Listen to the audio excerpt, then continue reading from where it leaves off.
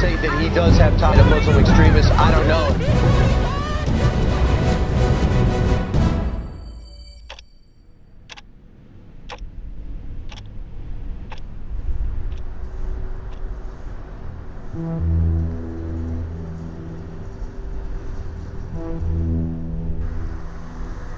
The Democratic People's Republic of Korea, commonly known as North Korea, is one of the most talked about yet least understood nations on Earth. The controversy over North Korea and its enmity with the US is a long story with many ups and downs. A story of invasion, death, and destruction. To have a better understanding of North Korea's current situation and its relationship with the world, a wider political picture is inevitable. 19th century was the era of colonial powers and their greed to invade and conquer small and weak countries as much as possible. Although many Western countries are known as colonialists, in the East there were also the same tendencies from countries like Japan. In 1895, Japan defeated China in the Sino-Japanese War and 10 years later defeated the Russians in the Russo-Japanese War. Winning both of these wars, Japan became strong enough to force Korea to become a protectorate. Japan treated Korea as a conquered land, and after encountering significant Korean resistance to Japanese control, formally annexed the country in 1910. It imposed several measures designed to assimilate the Korean population, including outlawing the Korean language and even Korean family names. The Japanese ruled over Korea for 35 years, cracking down on any opposition movement in the meantime. The morning of September the 2nd, 1945, the United States battleship Missouri is anchored in Tokyo Bay.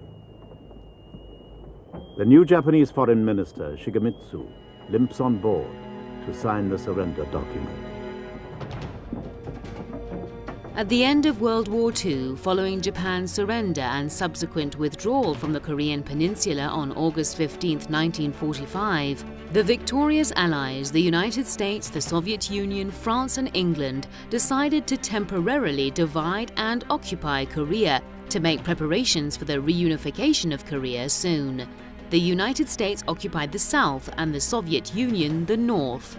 The border between two countries was on 38th parallel that divides the Korean peninsula roughly in half. The Soviets and Americans proceeded to build up regimes in the north and south that supported their own strategic interests. But the two governments could not work together since the north was a communist one under the influence of the Soviet Union and China, and the south was a Western-supported government. This was the beginning of the division of the country, which affected millions of people living together for more than a millennium. In February 1946, Kim Il-sung formed the Interim People's Council, while in the south, Syngman Rhee founded the Representative Council, the forerunner to the South Korean Interim Legislative Assembly. Following the elections in the north and south, both the Soviets and Americans withdrew from their occupation zones, setting the stage for the Korean War. Periodic confrontations ensued, each regime testing the military resolve of the other. Beginning in the summer of 1949, the South launched raids across the border.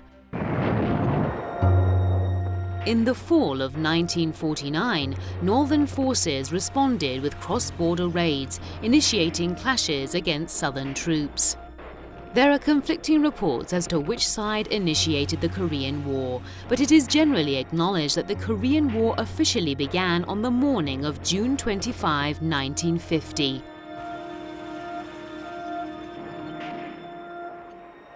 Within 3 days, Seoul, the South's capital, had fallen and the Rhee government fled in the face of the onslaught. South Korean troops were in full retreat. The North's occupation of the South lasted for about 2 months until the United States and other Western nations intervened in support of South Korean forces. United Nations forces drive ahead toward the Manchurian border and the power dams of northern Korea, which the communists have been fighting desperately to defend. In September, US forces quickly took Seoul. Following the capture of Incheon and Seoul, they launched a counter-offensive, pursuing the disorganized North Korean army across the 38th parallel.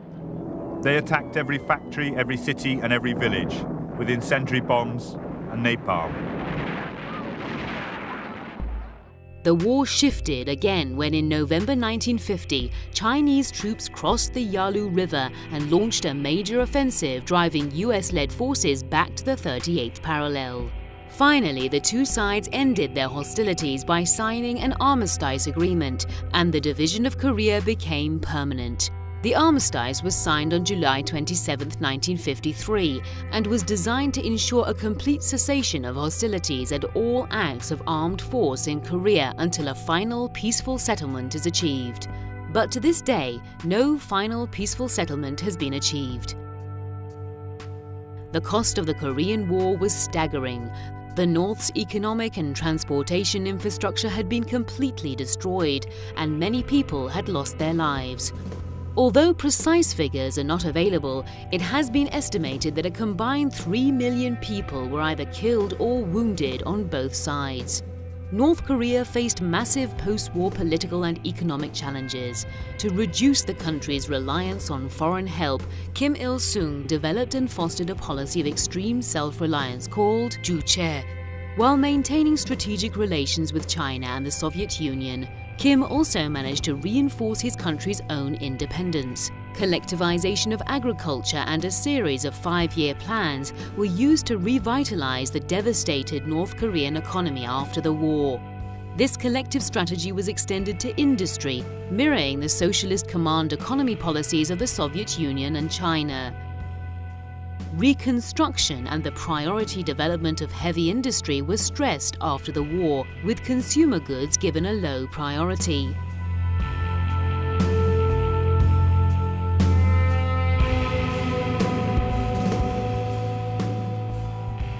The death of Kim Il-sung in 1994 led to the succession by his son, Kim Jong-il. Since that time, there has been some progress in bettering relations between South and North Korea, although it has been marked by periods of instability and high tensions. 먼저 국기에 대한 경례가 있겠습니다. The two Korean leaders met in Pyongyang in 2000, marking the first meeting between the leaders of North and South Korea since 1945. Decisions on reconciliation and economic cooperation between the two countries were highlighted, and this event was seen as the first real step toward the eventual reunification of the Korean peninsula. Because of the withdrawal of Soviet and Chinese food subsidies in the early 1990s, as well as the cumulative effect of collective farming, food availability in North Korea declined steadily and then plummeted between 1995 and 1997, when flooding followed by drought struck the country, which in turn caused a severe famine in the country. The precise demographic impact of the famine remains uncertain, but based on different reports, between 1 and 3 million people died of starvation and hunger-related illnesses during the years between 1994 and 1998. The famine has generated a range of social and political effects. Before I take your questions, I'd like to say just a word about the framework with North Korea that Ambassador Gallucci signed this morning. This is a good deal for the United States. North Korea will freeze and then dismantle its nuclear program. South Korea and our other allies will be better protected. The entire world will be safer as we slow the spread of nuclear weapons. After many negotiations between the US and North Korea, which failed due to the broken promises by the US on North Korea's nuclear program, North Korea tested its first nuclear bomb on October 9, 2006, which was followed by other tests.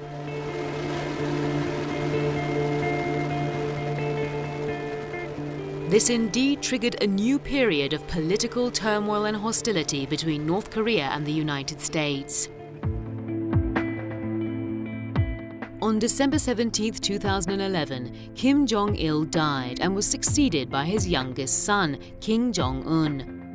Although many doubted that this young man could lead the country, after 6 years he has shown the world that he is even tougher than his predecessors in some occasions, mainly in challenging US hegemony.